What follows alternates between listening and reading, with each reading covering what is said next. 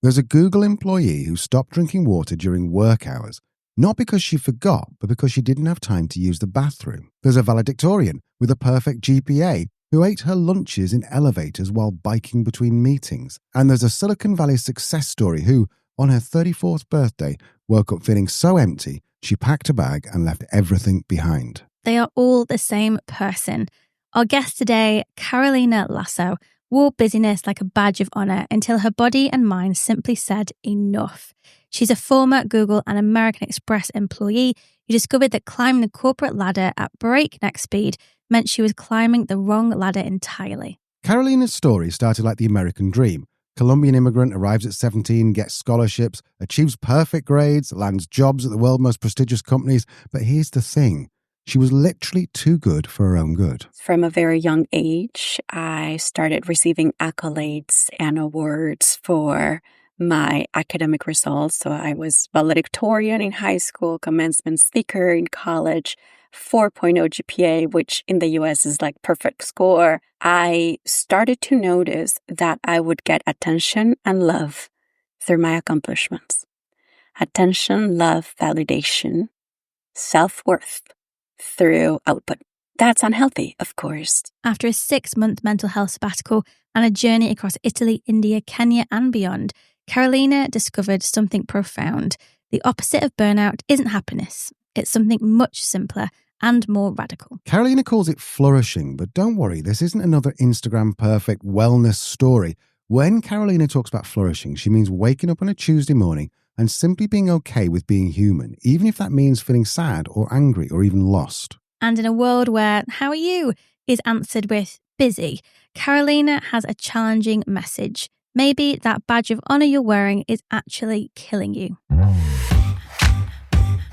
Hello and welcome to Truth, Lies and Work, the award-winning podcast where behavioural science meets workplace culture. Brought to you by the HubSpot Podcast Network, the audio destination for business professionals. My name is Leanne. I'm a chartered occupational psychologist. My name is Al. I'm a business owner. And we are here to help you simplify the science of work. So today we're asking, what happens when busy becomes your entire identity? Let's find out after this very short break. So we're joined here by a pretty incredible woman. I'm not even going to attempt to talk about her history because I think there's a lot of things we can dive into here. But before we start, can you just tell us, Carolina, who you are, what you do, and what you might be famous for? I'm Carolina Lasso. I am an author. I am an eternal student and a fellow human being walking this planet Earth. I majored in international business. I'm an immigrant from Colombia. And I moved to the US when I was 17. And I had a pretty big dream of accomplishing a lot of goals. I was very determined and ended up going into business because I got a scholarship. And then I followed the steps they tell us to follow in order to be happy. Yet to get to a point and realize, oh, this ladder I have been climbing, this is not my ladder. This road I've been driving so fast, so quickly, with so much determination and energy, this is not my road. And so I had to, lately I've been calling it recalculate, kind of like when you're driving and your GPS says recalculating, and you go in a different direction. And I've reinvented myself. So nowadays, I call myself a purpose mentor and a human flourishing teacher, facilitator, and eternal student. And that's what I do. I love connecting with people. I love walking side by side people from all corners of the world for them to reconnect with their purpose, sense of meaning, and flourishing. Carolina, I want to start off. It's the biggest question after doing so much research on you. It's the biggest question I've got for you. It seemed like you had everything. You had the MBA, you had degrees, you had travel experience, you were working at Google, you worked at AmEx. You seem to have just given it all up one day, just said, no, I don't want that anymore. Tell me the story. What happened? Yeah, this is actually the story on how I began my first book, The Path to Flourishing. And it starts on my 34th birthday, interestingly enough. I had gone out with friends and my feet were hurting from dancing so much. And the night before, I received so many gifts and hugs. And just so much love from people. And so you would have thought that everything was fine in my life. I was married. I was living in Silicon Valley, in Sunnyvale specifically, the Valley of the Sun, right? So like it's sunny every single day. And the next morning I woke up feeling so much sense of emptiness and lack of clarity about my life. It was this sense of like all these things that I have, that I've earned, that I have worked so hard for, are not really leading me to being happy. What's going on? And so it was disappointment at another level because it was just like I did everything right. That feeling of I had checked all the boxes. Why is it that I don't feel happy? Why is it that I have so many profound questions about the meaning of life, about what to do next, my next chapter? I had given up a little bit on life because of that disappointment of doing everything supposedly by the book and not getting that happiness back. And so that day I left my house. I just packed up a bag and left and went on to think. I just needed to have space, quiet space to think. That led into taking a 6-month sabbatical from Google because of mental health. My big questions evolved into frustration, worry, concern, eventually anxiety, eventually apathy, eventually depression. So I left and got divorced and traveled around the world to find myself. A little cliche, I know, the whole eat, pray, love thing. My friends joke about the fact that I am the Colombian version of eat, pray, love, because indeed I went to Italy to do art therapy. I went to live in an ashram in southern India in the state of Kerala.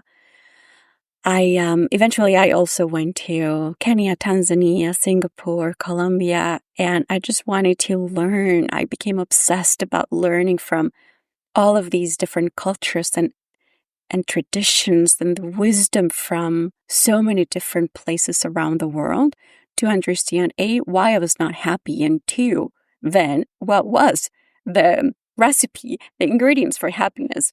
And when I got back, I realized that it was not happiness that I was after. It was something deeper. And in my book, I call it flourishing. In Spanish, there is a word that doesn't have a translation, which is plenitud. And it involves being content, being whole, being in a state of tranquility, being well, wholesome. And then I realized that that's what I was really looking for, something that would be with me in the peaks and the valleys of my life, not necessarily happiness, which has this huge, euphoric, upbeat, high energy connotation, but something a lot more relatable, stable in my life. And so I found, for my own benefit, for my own life, the 7 principles that take us to a flourishing life. I didn't even know I would call it that, but eventually that's what became my first book. Right. So Carolina's just told us about waking up on her 34th birthday, feeling completely empty despite having everything. But here's what I wanted to understand. Was this actually about achievement, or was there something deeper going on? You were doing everything in your life right. You were like, you're going to Google, you were at AmEx, you were Silicon Valley, you were living in, like you were saying, in the most amazing place. What's the difference between healthy, ambitious and healthy goals and just sort of collecting achievements? What's the difference between healthy ambition and just being addicted to it is how I'd reframe the question. I was addicted to it for sure, because from a very young age, I started receiving accolades and awards for my academic results. So I was valedictorian in high school, commencement speaker in college, 4.0 GPA, which in the US is like perfect score. And I loved it. And I realized that I started to notice that I would get attention and love through my accomplishments. Attention, love, validation, self-worth through output. And that's a really hard realization to get to. But it was the truth. It just happens, right? When human beings develop, we all develop certain things, and that was mine. And so that's unhealthy, of course, and it took so much work, shadow work, all sorts of retreats and therapy and exploration and inquiry to get to that point and realize that I am not my goals. I am my self-worth, my identity, my worth, my value does not come from anything external. But the moment I started to tie my self-worth to my accomplishments, that's when it got to be not helpful, not productive. I was too good for my own good, is how I came to think about it. Trying to do so much and be the good student and be the good daughter and be the good neighbor and the good citizen up to a point that it became negative for my own well-being, because I would bend over backwards for everybody. I would sign up for all types of projects at work. I would do so much. And that's the thing. I was so focused on doing, I forgot being.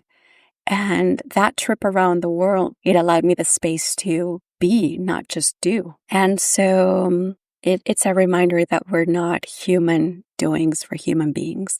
And I think that's the difference. When you have goals, when you have structure, when you have clarity about what you want, that's wonderful, so long as your self-worth is not tied to it. What's the difference between having a bad week or a bad month and what you felt like? How did you know it wasn't just something that, it'll pass? I thought it would be something that would pass. I thought I was going through something temporary. And I do want to name that a lot of the self-help books and content out there encourage us to keep on going, just wake up next day and stand up, and with discipline and the right mindset, you'll accomplish anything. And so I believed it, and I would keep on trying that. Today is going to be better. I'll wake up. I'm going to go do my mindfulness practice. I am going to go to the gym, and I'm going to do gratitude. I'm going to do this. And I'll try to do it all. And I would still feel so empty and dissatisfied. And I think apathy is probably the one that struck me the hardest, because I was always very engaged, very involved, very positive in general in my life. And when no matter what I did wouldn't help, I realized it was time to ask for help. And the other part was that there was shame associated with mental health. And so I would go to work wearing my mask, my happy, smiling, I can do it all mask, because I thought that opening up to say I'm not okay would completely damage my reputation. This was my own story in my head of, well, you're not cut for this, right? I was working at Google with brilliant minds and super determined and hardworking people. And so admitting that something was not okay was kind of admitting that I couldn't do it, that I was not cut for it, that I was not made for something like that. And so I would refuse to. And I denied it for close to a year. And of course, it felt like a pressure cooker, right? And so the more you hide it, the stronger it is going to explode one day. And so one day I just couldn't take it any longer. My boss realized it, and he noticed how bad it was. And that's when I started my time off. So I think deep inside we know it. I was listening to a podcast by Brené Brown, and Dr. Brown, as we know, is a researcher on different types of emotions and shame. And she talked about in her book, Atlas of the Heart, that based on her research, the average person can only name 3 emotions: happy, angry, or sad. And if you think about, or if you've ever seen, or anyone listening, if you've ever seen the wheel of emotions, my goodness, there are so many things that we can feel as human beings that we even have labels for. And I'm sure there are many others that we can't even name or label or have a word for. And so it's really important to have that depth of discernment and understand what's going on with us. So if someone's listening to this and it's resonating deeply, they're going, do you know what? I am wearing busyness as a badge. Can you give them some practical steps in saying how they climb down from that point in their life? Yeah, I would say step one is recognition, noticing. Because sometimes you don't even notice that's what you're doing. And so first, notice, oh, gee, I've been doing that for a long time now. Number two, ask yourself, what's underneath that? Why would busyness make you important? Would elevate you? There's this extra sense of elevation of what? To what? For what? Who do you want to impress? Is it yourself? Is it your inner child? Is it your parents? Is it your boss? Who is behind this? What's going on there? And once you've uncovered it, then recognize what may be driving it. What was the trigger point for that? And using that information, then you can uncover too and explore ways to change it from that root cause, right? Because you can try to just change the language and not say busy. You can say, fine, I'm doing fine. Or, I'm more spacious today or whatever. But if it's not authentic and if it doesn't tackle the root cause, then it will continue to happen or it'll be superficial or fake. But what's underneath that, right? In my case, it was that sense of, well, if I'm busy, then that means I'm successful. And if I'm successful and if I do a lot of really good things and have productive outcomes and very creative solutions, then I'm going to be accepted. I am going to belong. I'm going to be loved. That's mine. What's yours? What's on the other side, right? And so I think it becomes real important to get to that root cause. Let's talk about belonging for a second. I knew you were going to go there. I saw your eyes. You knew it. Belonging. You traveled. A lot of people we meet who travel extensively, I sense they're just looking for somewhere to belong, but often all that changes is the view out their window. What would you say to someone who feels like they don't really belong? Does travel help? Does changing jobs help? I could come up with a really good answer for that, but what I would want to say is teach me, because I'm still struggling with it. After moving so many times, I've lost count on the number of cities where I've lived, even within one state or one region of the world. I think on average I was moving once a year. And so it really uproots you. And I've struggled with sense of belonging and identity. Being multicultural, bilingual, being just having one foot here, one foot there. So right now I'm living in Canada most of the year, but in the winter I spend my time in Colombia. And then throughout the year, I'm also traveling to so many different places. And so it really makes me wonder, where do I belong? And I'll tell you, I go back to Colombia where I grew up and I don't belong fully anymore. And it hurts me. I'm like, I want to belong here. I want this to be my home. But there are just so many cultural aspects that don't resonate with me anymore. And yet, if I'm in North America, if I'm in Europe, I'm also like, no, I don't belong here either. I don't resonate. My joke is that, I'm born that I belong in the Caribbean, like somewhere in between North and South America. So I've come to embrace it and just know that I will never feel like I fully belong. And how can I make that okay? How can I create my own culture? How can I create my own home and develop it within me so that it comes with me wherever I go? Now, sounds nice, not easy. And I don't think I've gotten to that point just yet. I'm homesick very frequently anywhere I go. I'm busy. She's right. People do say that all the time. It is our default response. And she's connecting it to this need to belong, to be loved. But Al, I'm thinking about our listeners who genuinely are busy, not by choice, but by necessity. That was exactly what I was thinking when I was talking to Carolina. So I push back on this. Let's see what she says. What happens if you haven't got the luxury to be able to go out there and follow what brings you joy because you have to bring in money to feed a family or to care for a sick one? What are we supposed to do now? I think joy, the word joy also has that sense of euphoria and big smiles. I think the type of joy I would want to connect with and the type of joy I talk about is one that is a lot more grounded on the inner knowing, the inner yes. It's a little bit of connecting to that inner compass that tells us it's this way. The yes is here. Not necessarily the big laughter and smiles that are not always possible. Let me come back to that, but I do want to address what you're mentioning, which is the toxic positivity that ignores marginalization, oppression, injustice in the world, and that no, with just a change in mindset, I'm not just going to go and all of a sudden change my circumstances when there's something systemic that prevents me from doing it no matter what I do.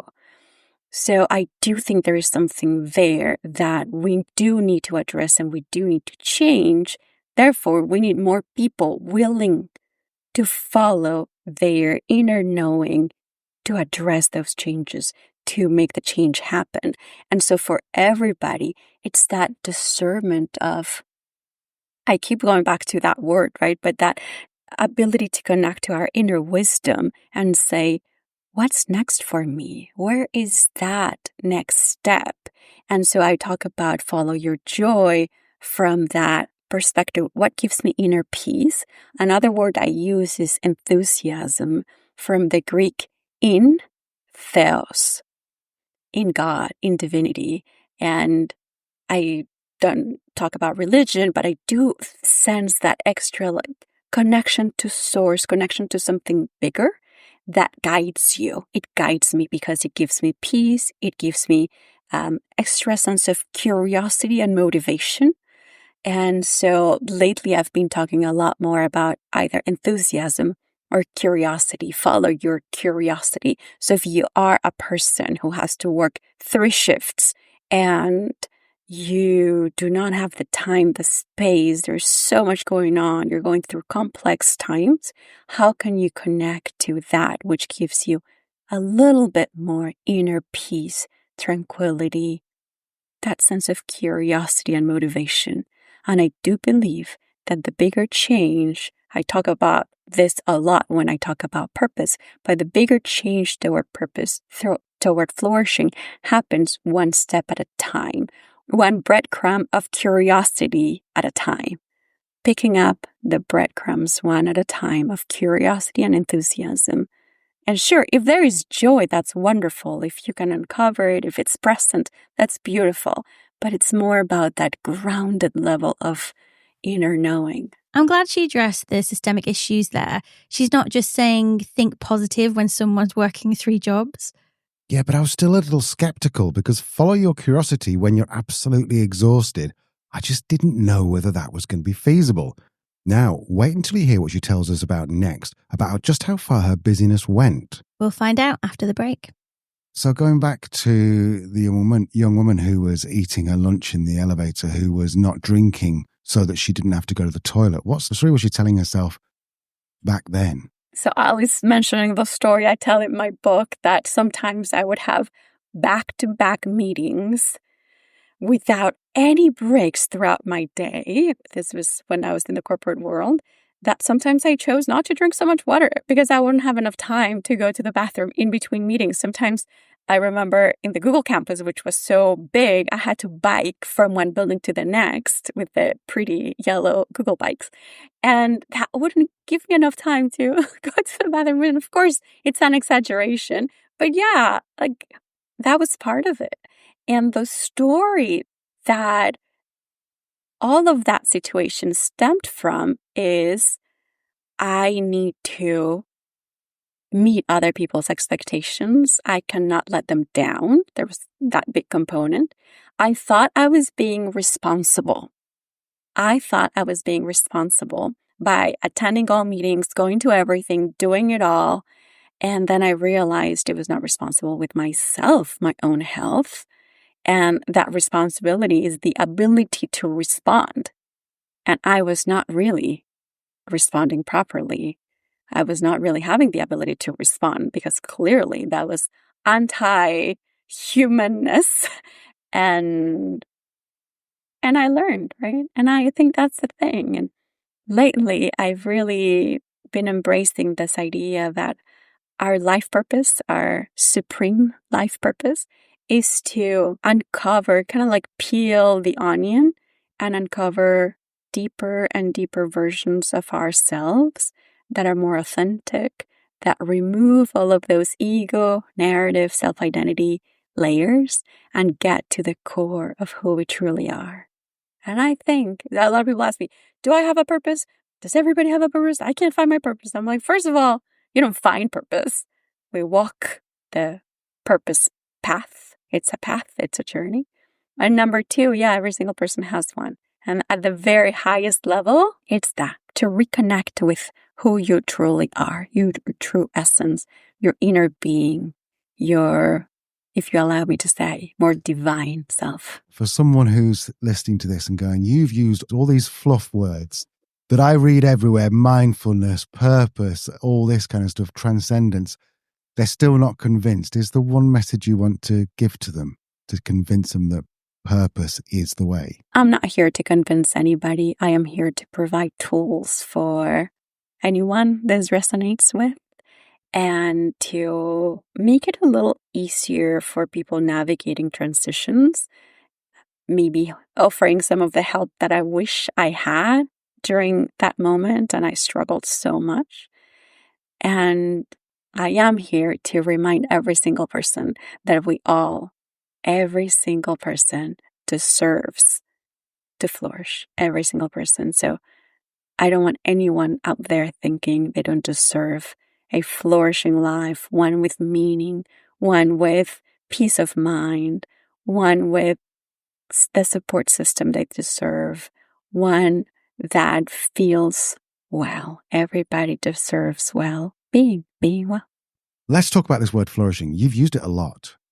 What does flourishing actually feel like? I'm not talking about the Instagram fancy, like I'm posting beautiful quotes and lovely pictures of me happy. What does Tuesday morning alarm goes off? What does flourishing actually feel like for the real people? I would say the shortest version of flourishing is I am well. Well-being, be well. It means you get a good night's sleep and you're able to wake up and you're able to appreciate the fact that you're alive and you go out and you do your very best in whatever it is you're doing and with the resources at your disposal. That's the very basic level, right? And then, of course, we want more. I want more people. I want to envision a world in which every single person believes they deserve flourishing. They deserve a life that is driven by motivation and health and equity, and they deserve moments of smiles. They deserve support when the smiles are not present and the tears are. They deserve to feel all their emotions. They deserve to find a path that has meaning in their lives, where they can enjoy moments of pausing, of presence, and where the lows of life can be managed better through tools and a support network, and we decrease suffering everywhere. It may sound a little utopic sometimes, but I can't stop thinking about it.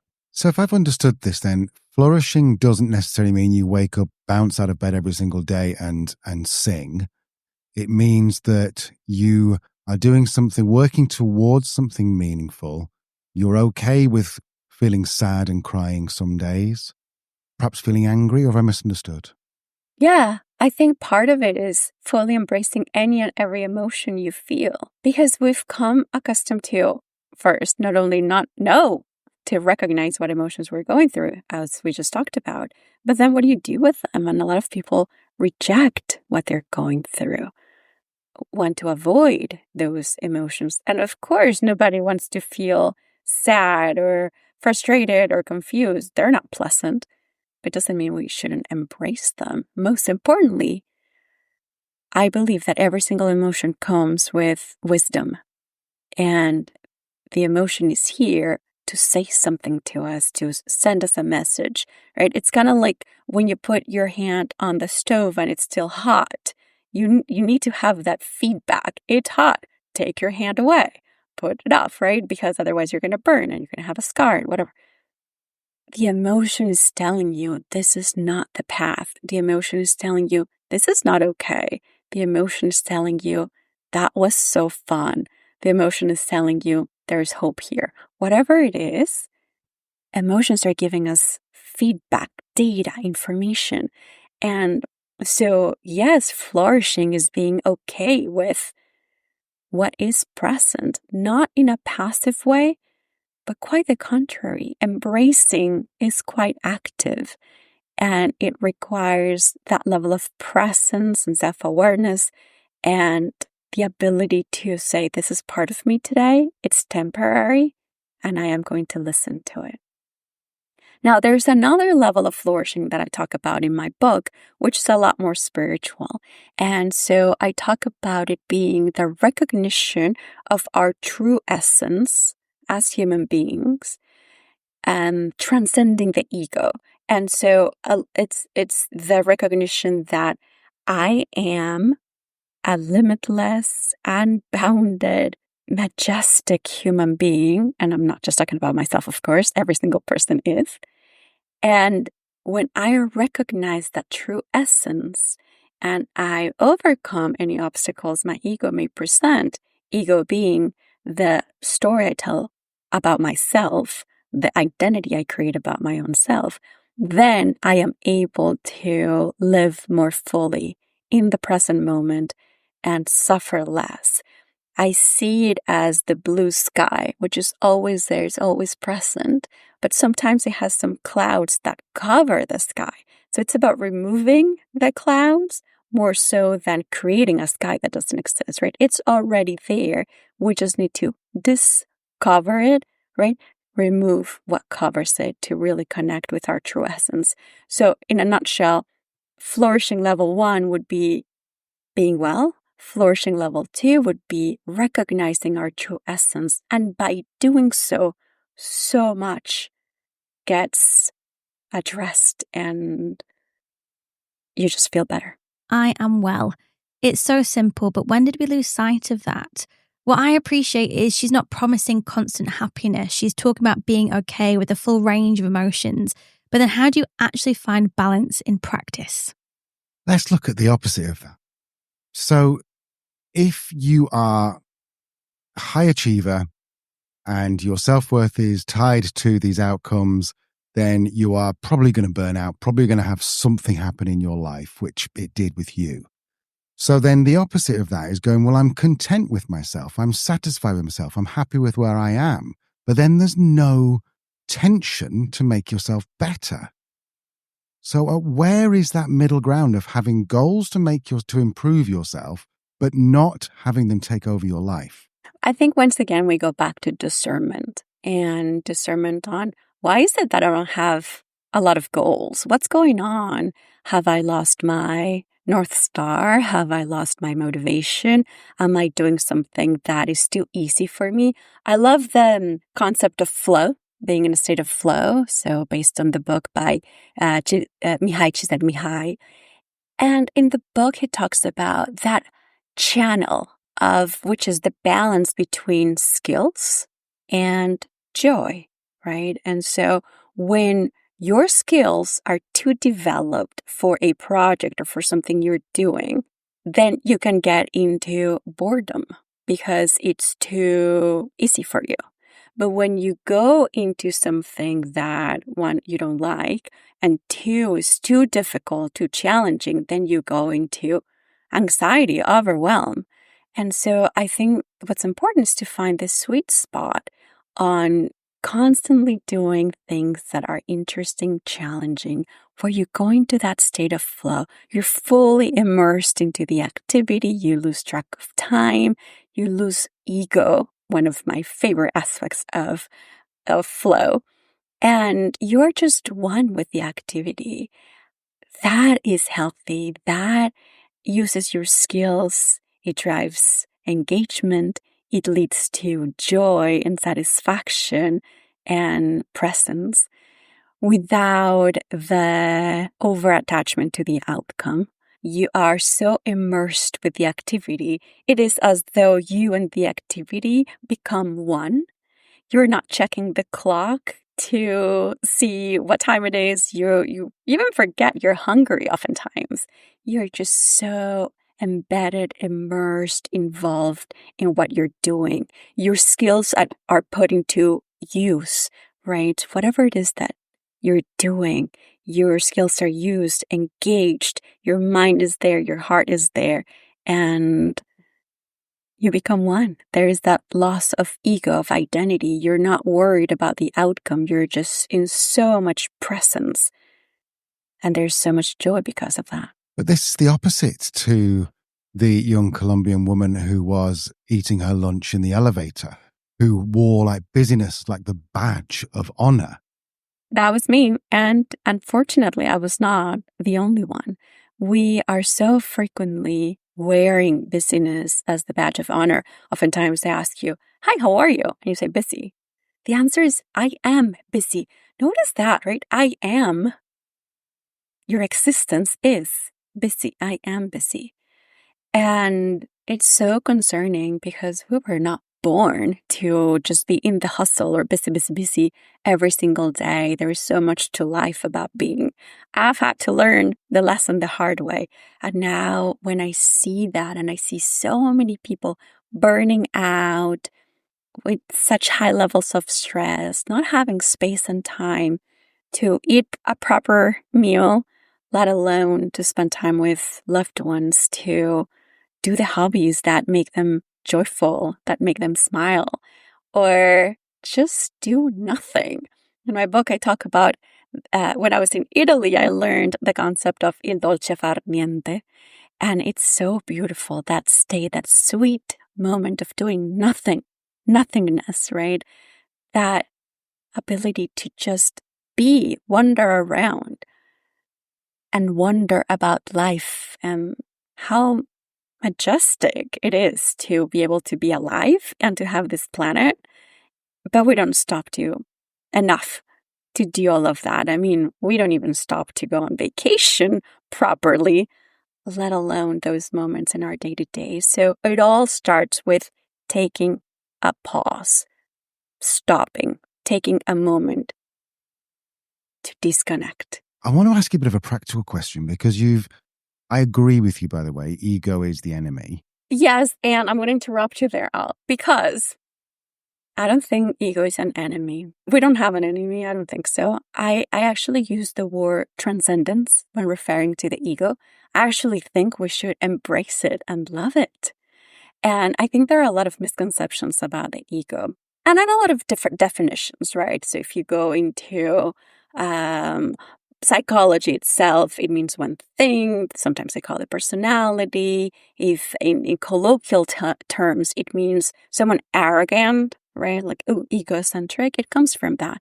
But the more, I would call it more perhaps spiritual, or the term that I have come to embrace is ego is the identity you create about your life, about yourself. So we all have a story in our heads of our own life. I introduced myself. I chose what words to include. I chose what events not to include, right? Like, that's my story. It's the narrative I have of my own life that then becomes a little bit of a reputation that I am going to protect at all costs. That's the ego. It's that narrative.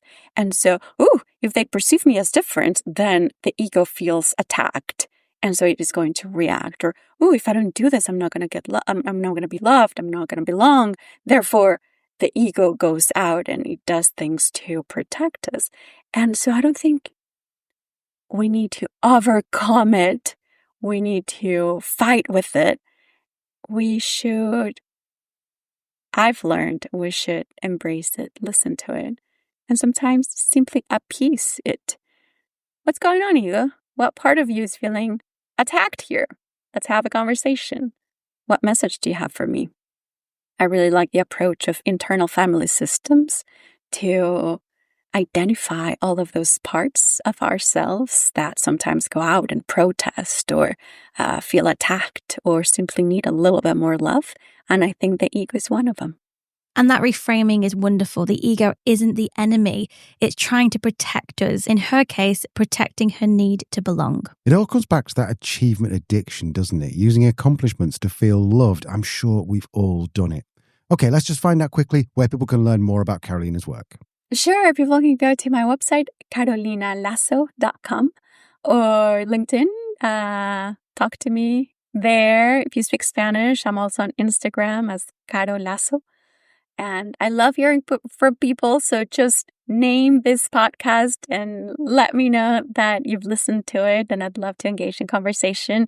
I do answer most of the messages I get, all of them, and so please do connect. And have you still got a Spanish-speaking podcast? I do, yeah. It's called Plenamente, and I talk about purpose primarily, and I talk to people who live a purposeful life because I love to present examples, real life examples of what that looks like, what that feels like, and how it's possible for everybody. What I liked about this conversation, she's not selling a miracle cure or a silver bullet. She's not saying quit your job and move to Bali. No, she's saying just notice. Notice when you say, I am busy. Notice when you skip lunch. Notice when you don't drink water because you might need the toilet. And maybe, just maybe, question whether that's really being responsible if you're just wearing busy as a badge of honour.